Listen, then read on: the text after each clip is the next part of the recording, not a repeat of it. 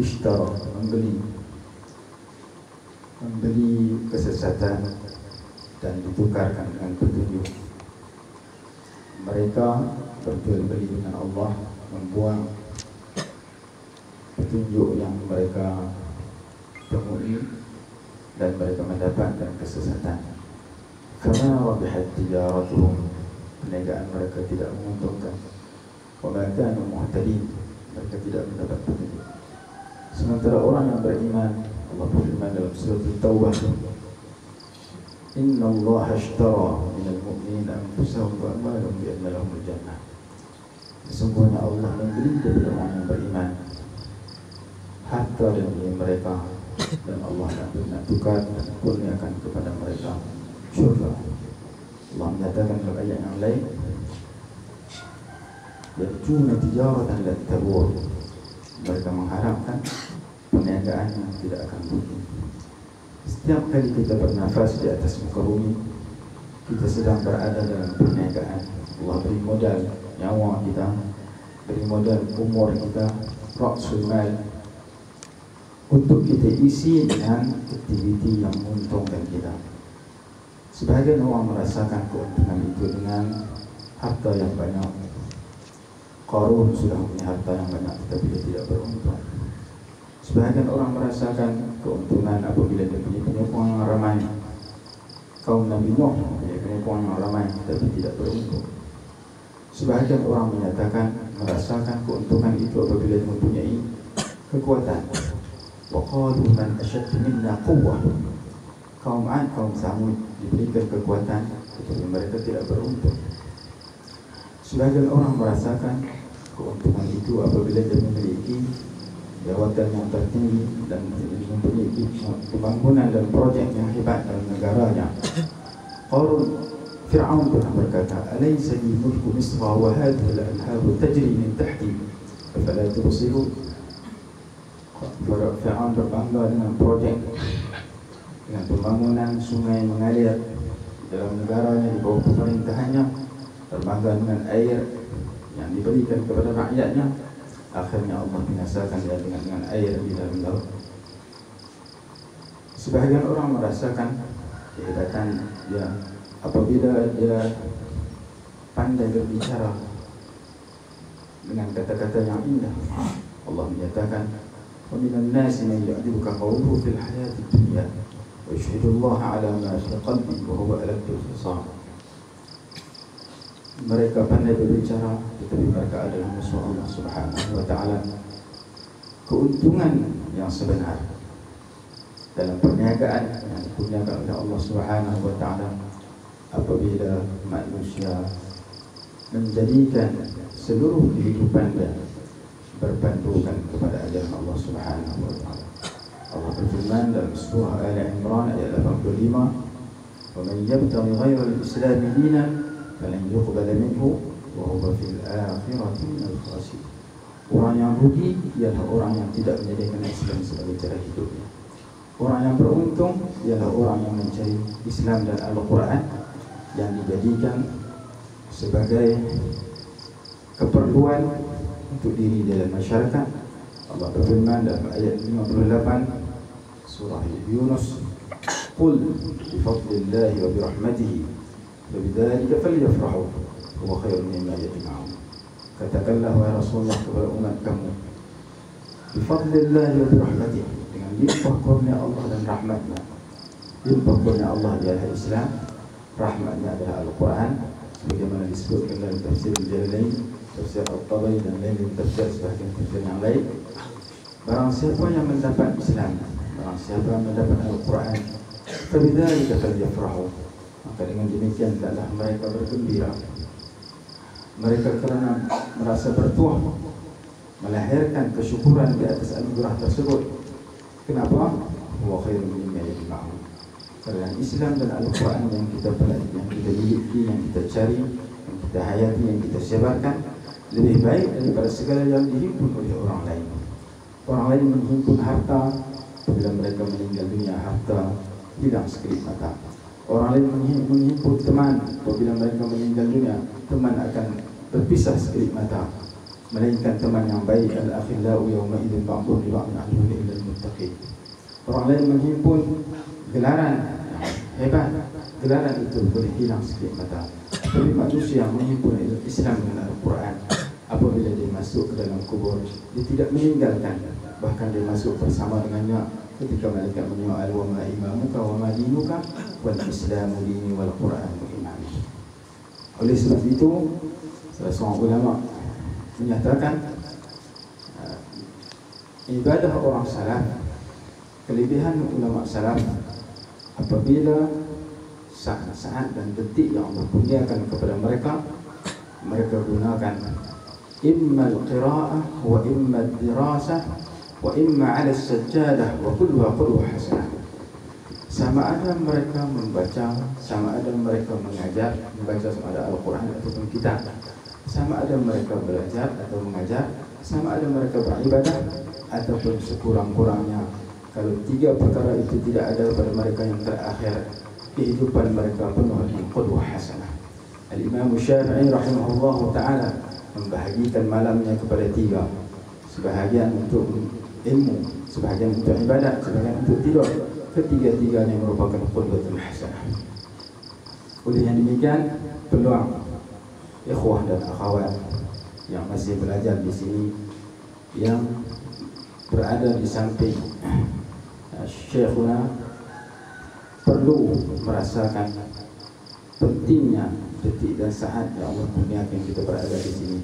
Kalaulah selesai tamat pengajian di sini, ikhwah balik ke tempat masing-masing, ikhwah akan merasakan berapa ruginya saat bersama dengan Syekh yang tidak diistiqlal, tidak direbut, untuk kita menjadikan saat-saat kita berada di sini merupakan zat tazawwud, menyiapkan bekalan. Sama ada bekalan itu dalam bentuk ilmu yang dipelajari, sama ada bekalan itu dalam bentuk teman-teman yang baik yang kita dapat manfaatkan.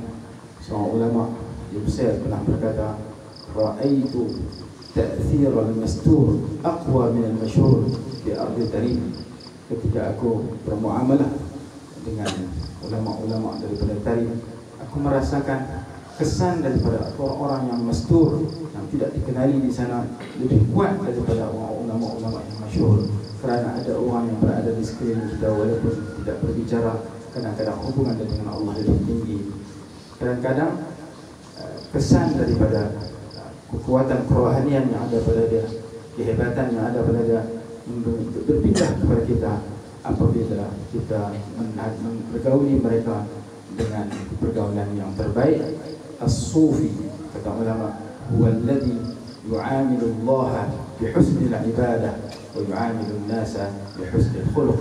Orang yang baik itu apabila dia bermuamalah dengan Allah dengan ibadat yang baik, dan dia bermuamalah dengan manusia dengan akhlak yang baik.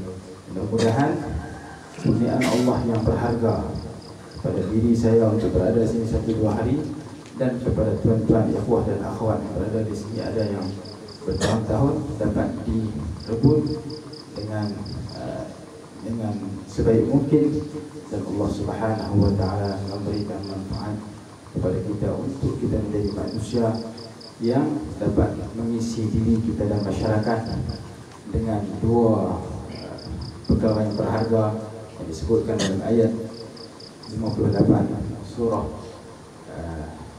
Yunus tadi. Dan Sayyidina Umar radhiyallahu anhu pernah berkata, kunna fuqara fa'aghnana Allah bil Islam wa kunna adilla fa'azzana Allah bil Quran wa mahma nabtaghi al-ghina wal 'izzata bi ghayrihima afqarana Allah wa adallana. Sekali lagi yang boleh saya sampaikan yang terlintas, minta maaf sekiranya terdapat kesalahan. Aku qawli hadza astaghfirullah li wa lakum. Assalamualaikum warahmatullahi wabarakatuh. Film, nanti ulang, nanti pen, nanti buku dicatat. Sebab kita punya daya ingatan yang kuat. Jadi hidupnya seorang alim itu tidak boleh luput daripada 4 hal. Jadi mengajar ataupun juga belajar atau sajidan zahiran abidan lillahi jalla wa'ala. Kalau seandainya ngajar tidak, belajar pun juga tidak, ibadah pun juga tidak, maka dengan ahwal daripada seorang itu akan menjadi qudwah hasanah, contoh tauladan yang baik kepada orang-orang. Itu bagi saya lebih berarti daripada Camry atau juga dengan Pius atau dengan Avanza. Jadi maklumat-maklumat yang seperti itu daripada Fahul Masyayikh. Pada saya minta salah seorang daripada mereka untuk mengongsikan pengalamannya. Itu bukan hanya sekedar untuk kenikmatan dan kelezatan telinga kita mendengar, tapi untuk kita rekam dalam ingatan kita dan untuk kita kongsikan. Satu untuk diri pribadi kita dan kita amalkan, kemudian yang kedua untuk kita kongsikan kepada orang lain, sehingga akan jadi ilmu pengetahuan yang bermanfaat. Kenapa? Sebab tiap orang yang berbicara mesti dia akan memilih dan memilah yang terbaik daripada unta-unta dan mutiara yang akan dia perdengarkan kepada kita. Jadi kalau pada saat hanya kita dengar seperti itu saja, katanya talibul ilm itu qalam itu letaknya seperti letaknya pensil di telinga tukang. Apa yang didengar, sebab mungkin saja kita bisa ngikutin, tapi untuk merangkai dan merakit satu pembicaraan sehingga dalam hitungan menit terhimpun beberapa mutiara hikmah daripada ayat dan juga daripada hadis, itu tidak semudah yang antum khayalkan. Kita mau bertanya dengan dua orang ustaz kita di sini, Ustaz Ahmad dan juga dengan Ustaz Aminuddin, sebab mereka yang cukup lama dengan saya pada masa di Mesir dan yang menggeluti pengajian saya pada di sana. Kita tafsir Tabari caranya pernah mengaji? Tidak pernah. Ustaz Ahmad pernah membaca kitab Qurtubi? Tidak pernah. Tanyakan saja kitab-kitab yang mereka sebutkan itu, mereka kita pernah membacanya. Yang kita baca dan yang kita pelajari itu adalah asasnya saja. Jadi semuanya keilmuan daripada seorang alim itu daripada membaca. Kalau suasana dan budaya membaca itu tidak ada dengan pola betul ilmu, antum tidak akan jadi alama dalam dunia ini. Mungkin alimnya, alim dengan definisi orang yang membuat 3-4 masalah hukum pun juga dikatakan alim. Yang walaupun antum sudah mengajar, tapi antum harus ada majelis antara sahabat-sahabat dan antara sesama antum. Kalau bisa dengan kumpulan-kumpulan yang lebih daripada kita, maka pada saat itu bukan cuma hanya berkumpul, tapi kita berpeluang untuk kita mengkaji dan mempelajari kitab-kitab yang tidak pernah kita pelajari. Jadi tidak cukup hanya dengan pengajian-pengajian yang kita lakukan di sini. Ini tidak lebih daripada tangganya saja, tapi untuk keilmuan, untuk menambahkan leluasa dan juga dengan wawasan keilmuan daripada seseorang lalu dan dengan qiraah. Jadi itulah yang dikongsikan dan yang diwasakan oleh ulama-ulama kita dahulu. Kalau himmat untuk membaca, untuk belajar, ngantuk aja, mau sampai bilang mengantuk itu telah penyakit dan tidak ada obatnya selain daripada tidur. Dibuat tidur, makanya informasi baru pada jemaah dan juga pada sahabat secara khusus. Setelahnya lama nggak datang di sini. Datang dulu zaman Syekh Badrian. Makanya di kawasan Minang Bukhari. Tapi binatang yang tidak boleh ditolak. Yang walaupun biasa namanya, yang walaupun 3 hari dalam sebulan atau 3 hari dalam 2 bulan juga nggak apa-apa. Ya, tapi di sini sebulan itu tetap 30 hari lah. Itu bahasa pemangki Ustaz Amin. Sebulan itu 30 hari. Jadi anak pernah berjanji dengan teman anak pada masa mengaji di Mesir, kalau pada suatu ketika anak di Indonesia, anak akan mengajar di pondok pesantren dia. Anak letakkan tanda tangan saya di situ dan saya pun tidak lupa. Setelah mungkin dalam 30 tahun kemudian atau 20 tahun kemudian dia perlihatkan tanda tangan. Ente dulu pada masa sama-sama mengaji di Mekah tahun 74 udah janjian dengan aku akan mengajar di pondok pesantren saya. Pemangki. Saya lihat memang betul saya punya tanda tangan. Jadi setelah saya ngajar beberapa waktu di situ, sebelum saya ke sini dan sebelum bangun pondok ini, saya ngajar di Pemangki Nur Amin yang murid pertamanya asatidz, barisan guru-guru. Semua dewan guru ikut mengajar kecuali dalam 2-3 orang saja. Selain daripada itu saya kibarul thalabah. Jadi setelah ngajar di sana dalam beberapa kitab pengajian ada tiap pagi, petang malam seperti yang dikatakan di Mesir. Jadi kata pengasuh Kiai Mukhtar, jadi kata Kiai Mukhtar, Nur di Pemangkih ini sebulan 30 hari. Kita tahu memang di mana-mana pun juga sudah 30 hari. Jadi apa maksudnya sebulan 30 hari tadi itu? Maksudnya di Pemangkih ini pengajar 30 hari, 30 hari itu tidak ada bonusnya, maksudnya tidak ada tambahannya. Saya bilang paham. Justru saya merasa bahagia mendapatkan kehormatan untuk mengajar di situ. Maksudnya di sana guru-guru yang mengajar ada 40 orang. Tidak ada satu orang pun yang dapat bencana di pesantren itu. Cuma hanya dibekali beras saja sama pengasuh. Untuk nyari duit, lauk pauk, keperluan hidup itu urus masing-masing. Nah, untuk pesantren Pemangkih sekarang saatnya kira-kira dalam 2000 orang mungkin 2 yang terbesar di Kalimantan Selatan.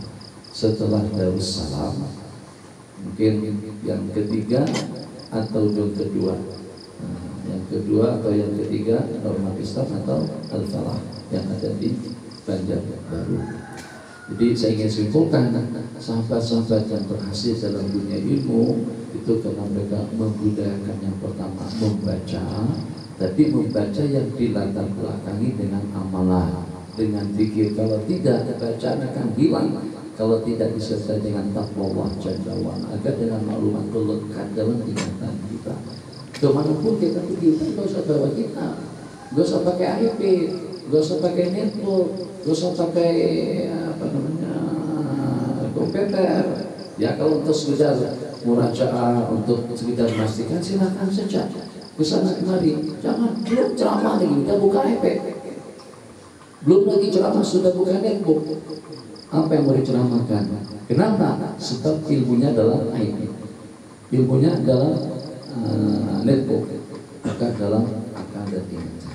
Kalau ilmunya di sini, ente pergi kemana saja, ilmu akan bersama kita. Jadi bukan untuk didengar dan dibaca, tapi juga dalam arti yang sama untuk kita pahami dan juga untuk kita ingat dan untuk kita amalkan dan kita dakwakan dan kita sampaikan kepada orang lain.